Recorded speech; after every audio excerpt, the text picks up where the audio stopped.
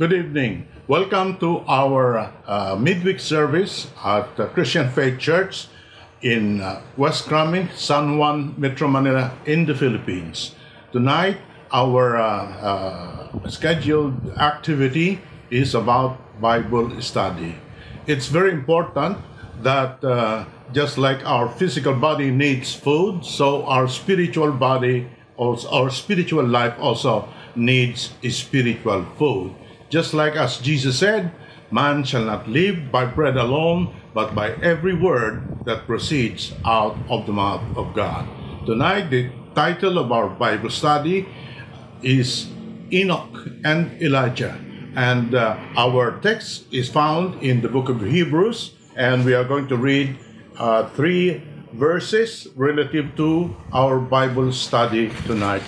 But just before I read our text tonight, I would like everyone to know who is watching this video broadcast to participate by asking questions if there are questions that you would like to ask, or even objections, as the case may be, provided that your objection must be explained with relevant biblical basis regarding the subject matter that we are going to study tonight.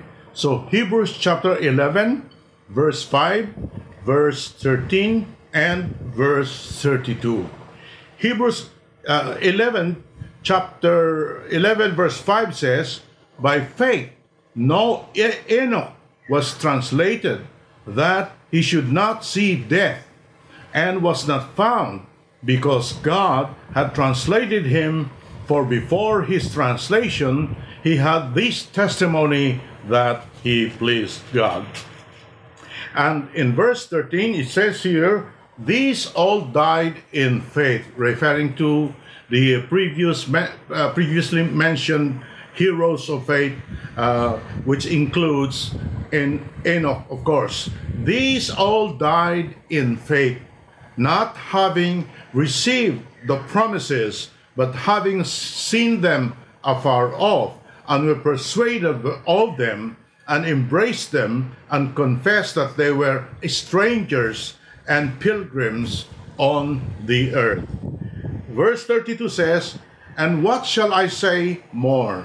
For the time would fail me to tell of Gideon, and of Barak, and of Samson, and of Jephthah, and of David also, and Samuel, and of the prophets." Enoch and Elijah. The lives of these two prominent and peculiar biblical and Old Testament characters are interesting and intriguing. The circumstances surrounding their lives are inspiring and faith-building. But there are also some controversies, especially towards the ending of their lives, which raised some issues among Christians. Many Christians have become dogmatic about these issues without resolving its veracity. Ano bang ibig sabihin ng dogmatic, pastor? Pag naging dogmatic kasi ang isang tao ay pinaniwalaan niya ang isang bahagi ng katuruan na hindi sinusuportahan ng konteksto nito at hindi kinokonsidera ang conclusive aspect ng usapin o ng aralin o ng turo tungkol sa pinag-aaralang ito. So, what are the issues involving Enoch and Elijah? Ano mga issues ang kinalaman ni Enoch at saka ni Elijah? The first issue is whether or not these two did not die. So liwanagin po lamang natin na may mga issues dito sa usapin tungkol sa buhay ni Enoch at ni Elijah At ang usapin nga ang tungkol sa kay Enoch at Elijah ay ginagawang doktrina na ng karamihang mga Kristiyano na siyang nagbabahabahagi sa mga Kristiyano dahil sa iba't iba ang interpretasyon tungkol sa mga usapin, lalo na sa mga huling bahagi po ng buhay ni Enoch at ni Elijah. So, ang unang issue dito ay kung ang dalawa bang ito ay namatay o hindi. Ang pangalawang issue dito ay sila ba ay nasa langit na? Ang langit na tinutukoy dito ay ang tahanan ng Diyos. So, I would like to repeat the first issue is whether or not Enoch and Elijah died. And the second issue is whether or not Enoch and Elijah are already in heaven. Many Christians teach and believe that Enoch and Elijah are the forerunners of those faithful and obedient Christians who will not experience death, but they will be instantly raptured to heaven at the return of Christ. So maraming mga Kristiyano ay naniniwala na itong dalawang Old Testament personalities na ito, sila po ay simbolo o larawan ng mga Kristiyano na hindi makakaranas ng kamatayan sa muling pagbabalik ng ating Panginoong Jesucristo. With thorough examination by comparing scriptures with scriptures relative to these issues, and with the help and guidance of the Holy Spirit, we will endeavor to resolve these issues. So, susuriin po nating maigi at ating ipaghahambing ang mga kasulatan na may kinalaman sa usapin ng dalawang tanyag na personalidad nito sa lumang tipan, at hinihiling natin ang patnubay, pangunguna at turo ng Espiritong Banal upang pagsikapan po natin na may resolve po at matuldukan ang mga issues na ito. So, who were Enoch and Elijah? What were their circumstances and what happened to them? Where are they now? So these are questions relative to the issues that we previously talked about. Let us first look at Enoch. The writer of the Hebrews described Enoch as one of the heroes of faith, and verse 5 of Hebrews chapter 11 says that by faith Enoch was taken up that he should not see death, and he was not found because God had taken him. Dito sa ikalimang talata ng ikalabing-isang kapitulo ng sulat sa mga taga-Hebrews ay isinalaysay sa atin ang sirkumstansya ng unan nating karakter na pinag-aaralan. Ang pangalan ay Enoch, na sinasabi dahil sa kanyang pananampalataya, siya ay kinuha ng Diyos at hindi niya nakitang kamatayan at hindi siya natagpuan sapagkat siya'y kinuha ng Diyos. At bago sa kinuha ng Diyos, ay meron siyang patutuo na siya ay nakalulugod sa Diyos. In reference thereof, the book of Genesis mentions Enoch also as the son of Jared and the father of Methuselah. Chapter 5, verse 24 says, Enoch walked with God, and he was not, for God took him. So sa lumang tipan ay mayroong pasilip sa atin tungkol sa sirkumstansya ni Enoch, hindi lamang ang pinanggalingan niyang pamilya, kung hindi ang kanyang patutuo na sinasabi na si Enoch ay lumakad na kasama ang Diyos at hindi siya natagpuan sapagkat siya po ay kinuha ng Diyos. Elijah was a maverick and bold prophet of Israel. His prophetic impact was extensive among the Hebrew people. He was the most dynamic and unforgettable among the prophets of Israel during his time. His uncompromising and strong opposition to the worship of pagan gods during the reign of King Ahab and his wife Jezebel endangered his life. So, itong si Elijah ay isang matapang na propeta at hindi po siya nakikikompromiso o nakikisang-ayon sa lalo na sa pagsamba sa Diyos-Diyusan sa paganong relihiyon na nakapasok sa Israel noong panahon ni Haring Ahab at ng kanyang asawang si Jezebel at sa pamamagitan ng kanyang matibay na paninindigan sa pananampalataya sa Diyos ng Israel ay nalagay po sa panganib ang buhay nitong si propetang si Elijah. He had spectacular success over and against the prophet of Baal. He prayed for rain after more than 3.5 years of drought in Israel, and rain came down torrentially.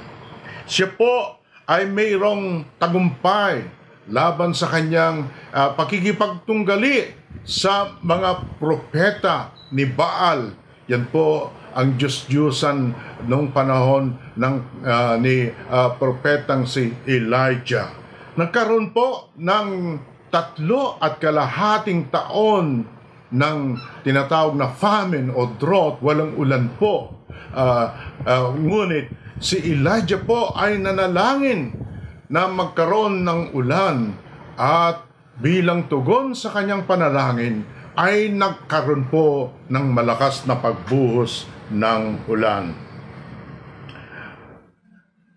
The most spectacular event in the prophet Elijah's life is recorded in the book of 2 Kings chapter 2 verse 11, which says, "And as they still went on and talked, behold, a chariot of fire and horses of fire separated the two of them, and Elijah went up by a whirlwind into heaven." So ang mangha-mangha at isang gulat-gulat na karanasan at pangyayari sa buhay ni propetang si Elijah ay nakasulat po sa ikalawang hari, Kapitulo 2, talatang 11, at nagsasabi, samantalang sila ay nag-uusap. Sino ang kausap ni Elijah dito? Ang kanyang kasunod na propeta na si Elisha. At narito ay mayroong karwahe ng apoy kasama ang mga maapoy o apoy na mga kabayo, at sila ay pinaghiwalay nito sapagkat si Elijah po ay tinangay at dinala sa pamamagitan ng ipo-ipo patungo sa langit. Now, we know a little bit of the background and circumstances of Enoch and Elijah through their brief profile in the foregoing biblical information and premise. So, nagkaroon po tayo ng maiksing pananaw at kaalaman tungkol po sa mga buhay ng dalawang importanteng propetang ito, si Enoch at si Elijah, sa pamamagitan po ng biblical information and premise. Let us simplify the last two questions, which are, what happened to them and where are they now, into two issues. These are they did not die and they are now in heaven. So ating pong i-simplify itong mga issues na ito, na una, at ito ay ating ginawang payak nga na sinasabi na sila na nga ay hindi namatay, at pangalawa, nasa langit na sila ngayon. A close scrutiny of the foregoing brief narratives of these two heroes of faith will show rather vague references that both of them did not die.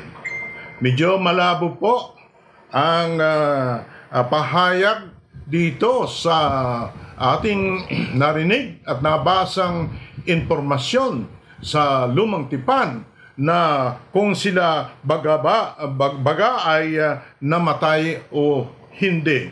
Nuulit natin, itong dalawang ito ay kasama po sa tinatawag nating mga bayani ng pananampalataya, na ito po ay nakasulat sa 11 kapitulo ng sulat sa mga taga-Hebreo.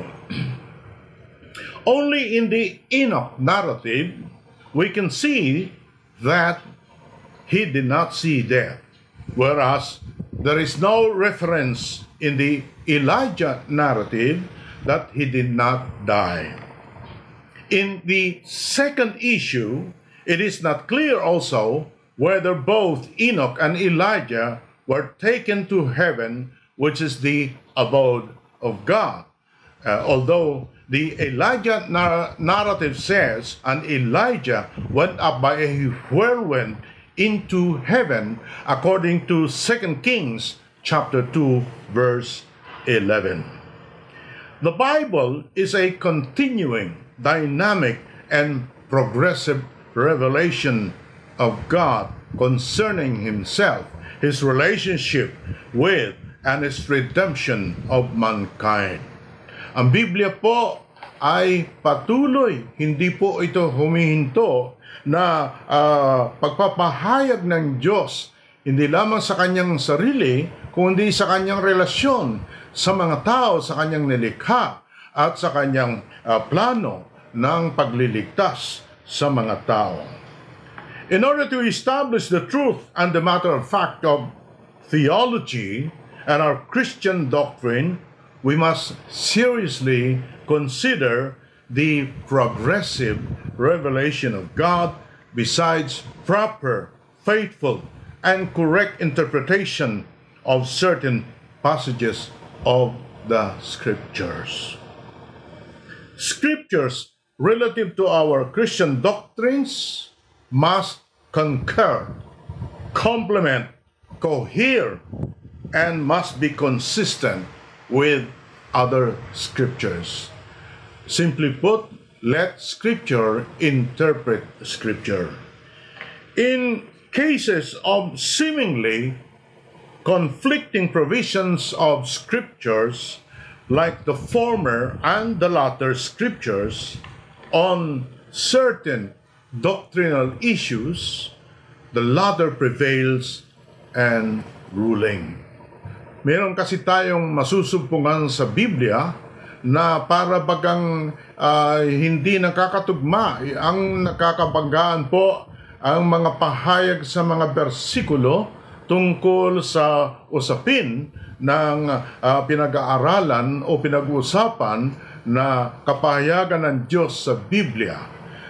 So kung magkagayon, kung ang dalawang pahayag na ito na tinatawag nating verses o di kaya mga passages, sa English ay tinatawag ang former, and then the other one is the latter. Yung una at yung sumusunod, ang rule po dito, ang pamantayan po dito ay mangunguna po, ibig sabihin ay magpapaibabaw o siyang dapat paniwalaan yung huli, sapagkat sa English ito ay tinatawag na prevailing and ruling. Is the former therefore rendered obsolete or repealed by the latter as far as the issue is concerned? Ano bang pinag-uusapan mo, Pastor, na former and the latter? Itong former and the latter po ay yung previous na binasa natin relative doon sa narrative ng dalawang Old Testament characters, namely Enoch at saka si Elijah. Sapagkat doon po sa references na ating nabanggit kanina, sila po ay sinasabi na hindi sila nakaranas ng kamatayan at sila po ay dinala sa langit. At ito nga po ang ginagamit na katuruan o doktrina ng maraming mga Kristiyano, kasama maraming ibang mga pastors, na itong si Enoch ay si Elijah daw ay hindi namatay at sila po ay nasa langit na. Pag sinabi natin sa langit, ibig sabihin sila ay doon sa tahanan ng Diyos. Ngayon, ang kaigihan sa pagbabasa sa Biblia na ito ay kinukonsider po natin yung tinatawag natin broad context. At pag sinabi natin broad context, ito po ay sinasama natin ang pagbabasa hindi lamang ng New Testament kung hindi ng Old Testament. Sapagkat mayroon pong mga pahayag sa Old Testament. There are events and things in the Old Testament which seemingly are ambiguous. In other words, there are concealed revelations in the Old Testament. They are hidden, and it's sometimes very risky to just conclude our teaching on certain provisions of the Bible in the Old Testament without considering the relevant and companion provisions or passages in the New Testament. So, I must advise as a pastor that and as Bible students, if we want to have an accurate interpretation of certain doctrine or teaching, we have to consider reading and studying the entire Bible, especially when the immediate or chapter context of what we are studying is not clear, rather ambiguous or vague. So that's what I'm talking about. That's what I meant by the former and the latter. So the former passages here are the passages that we read referring to the events and the circumstances of these two Old Testament characters, which the Old Testament describe concerning them. That's the former.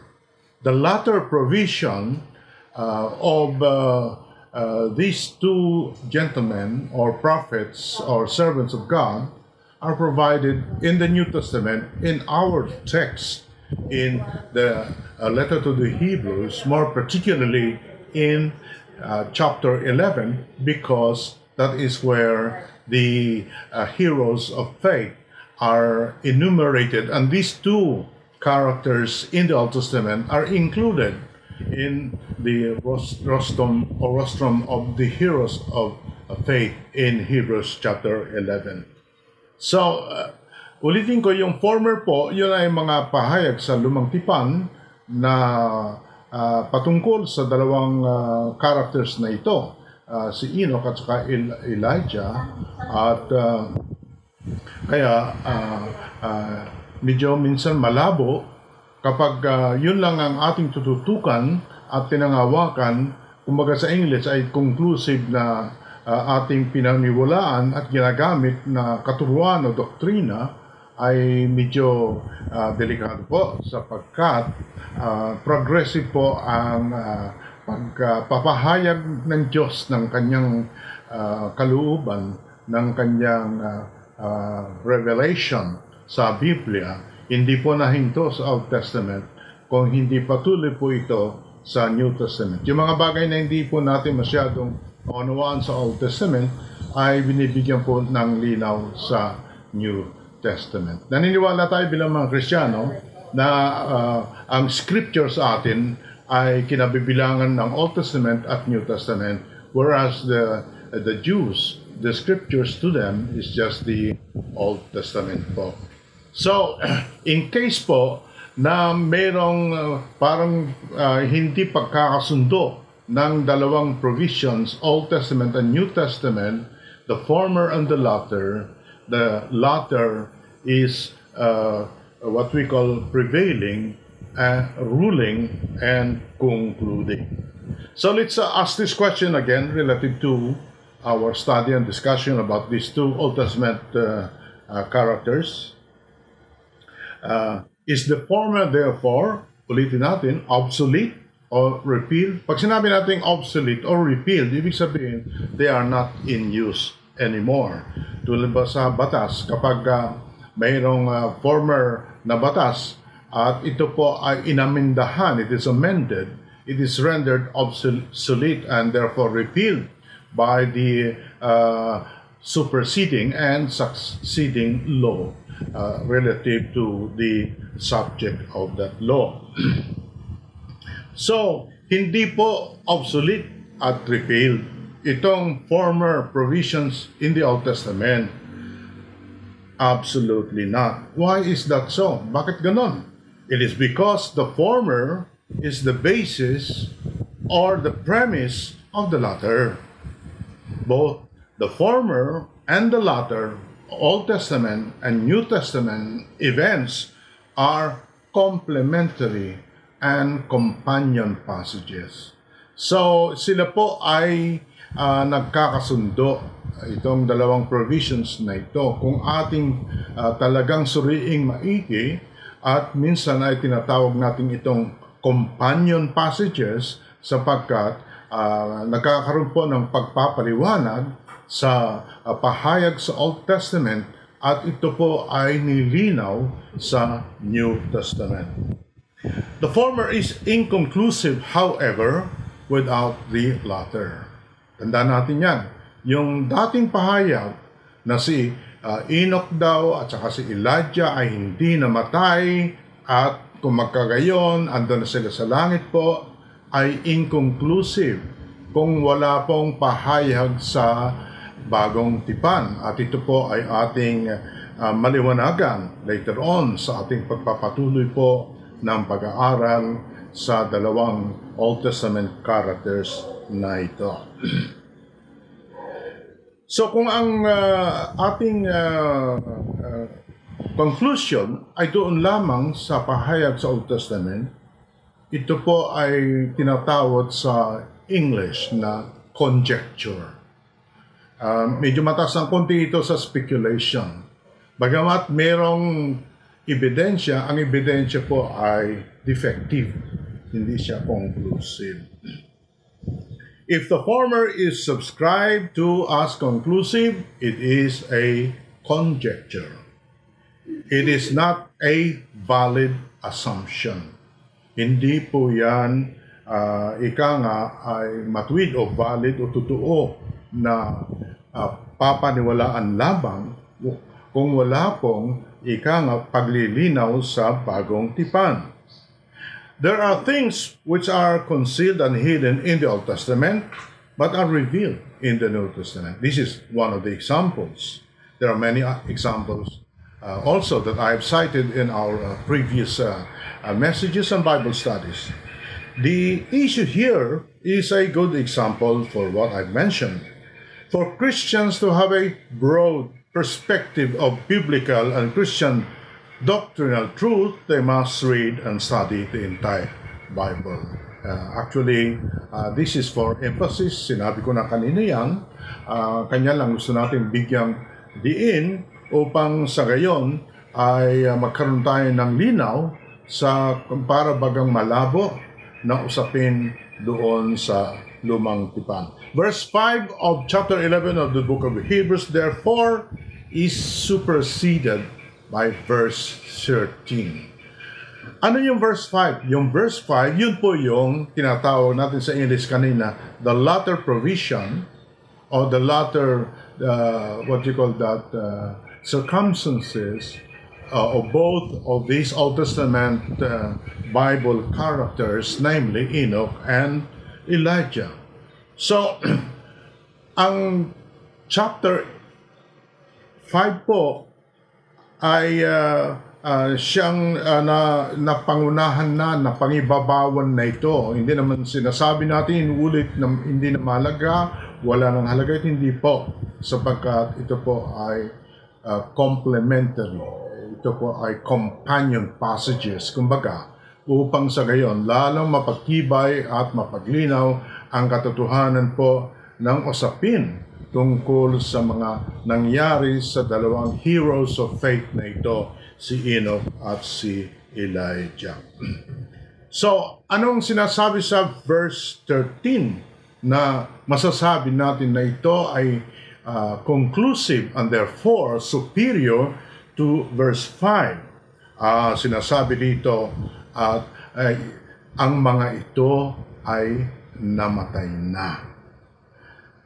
So therefore, ito po ang dapat nating pagtibayan. Dito po natin ibabase ang ating katuruan at paniniwala na itong si Enoch ay si Elijah po ay namatay din sila. Let us now apply the aforementioned principles of interpretation to our two issues concerning the latter end of Enoch and Elijah, propounded in our text. Hebrews 11 verse 5 tells us that Enoch did not see death because he was taken up by God. But then verse 13 of the Hebrews tells us that these all died in faith. So mark down verse 13 of Hebrews 11, including Enoch. So the preceding verses verse 13 includes Enoch as one of the heroes of faith in the Bible here in Hebrews chapter 11. Verse 5 and verse 13 of Hebrews 11 are two seemingly conflicting verses, and it is difficult to reconcile unless we apply and understand the principles of progressive revelation of the sequence of events. Another difficulty here is that the name Elijah is not particularly mentioned in the whole chapter of Hebrews 11. However, we can resolve this dilemma and predicament by applying the aforementioned principles of interpretation. The Bible, or the biblical conclusion, therefore, is that both Enoch and Elijah died. Although Elijah's name is not mentioned here, he is deemed included by implication in verse 32. Ano ba sinasabi sa verse 32? Elijah was not among the prophets, or Elijah was one among the prophets of Israel, among those heroes of faith who died. Verse 13, therefore, encompasses the preceding and the following verses of Hebrews 11. These all died. So, maliwanag po, yung verse 13 sa Hebrews chapter 11 at doon sa preceding verses ay nabanggit po yung pangalang Enoch, at hindi lamang sa preceding kung hindi sa following verses po ay sinasabi na sila ay namatay.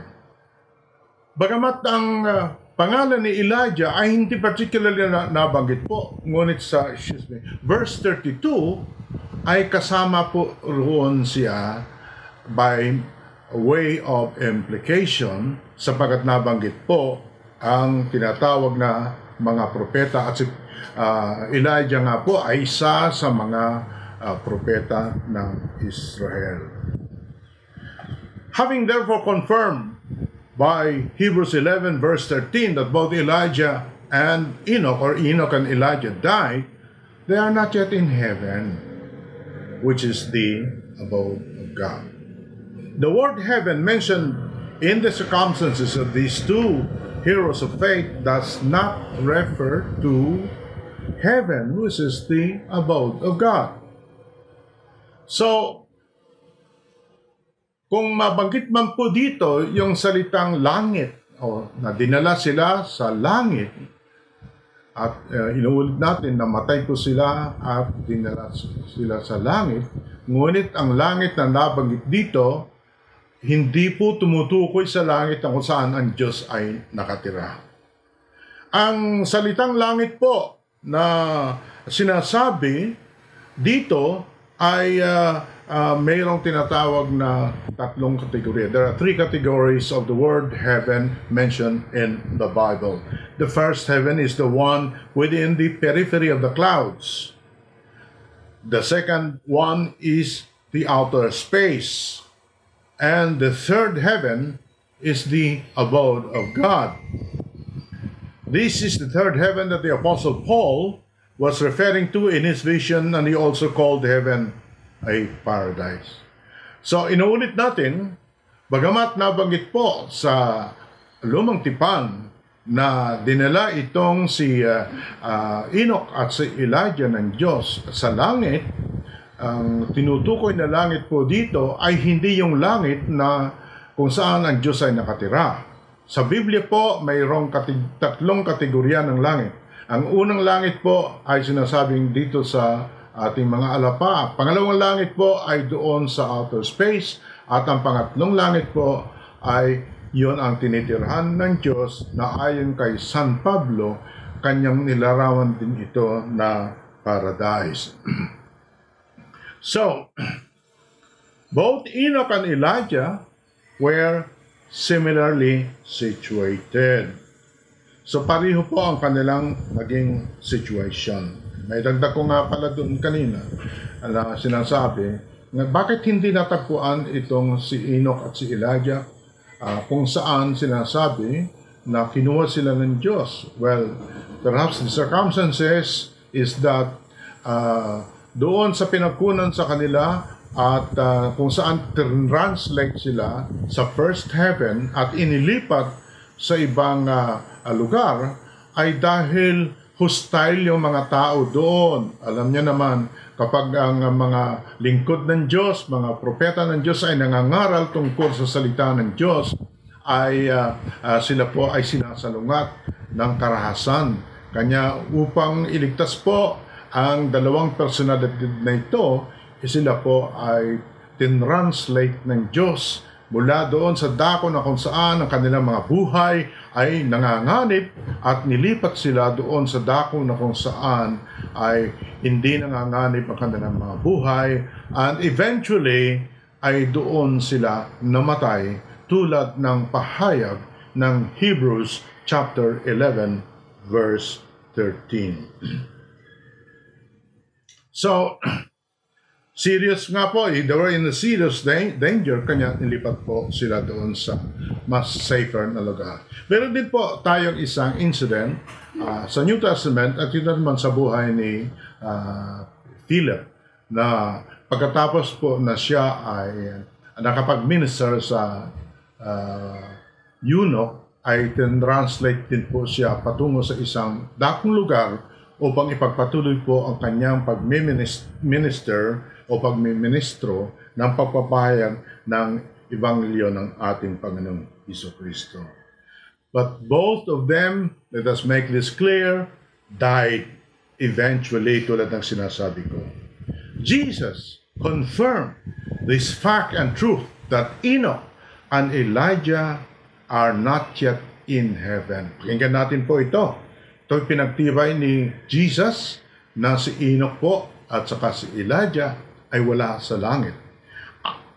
Ayon po sa John chapter 3 verse 13, sinabi ni Jesus said, "And no man has ascended to heaven, but he who came down from heaven, even the Son of Man who is from heaven." Maliwanag po na sinabi ni Jesus, wala pang taong nakapunta roon sa langit. Ibig sabihin, walang Enoch doon, walang Elijah, sapagkat ang pangyayari po sa buhay ni Enoch ay si Elijah ay bago po ang advent ng ating Panginoong Jesucristo.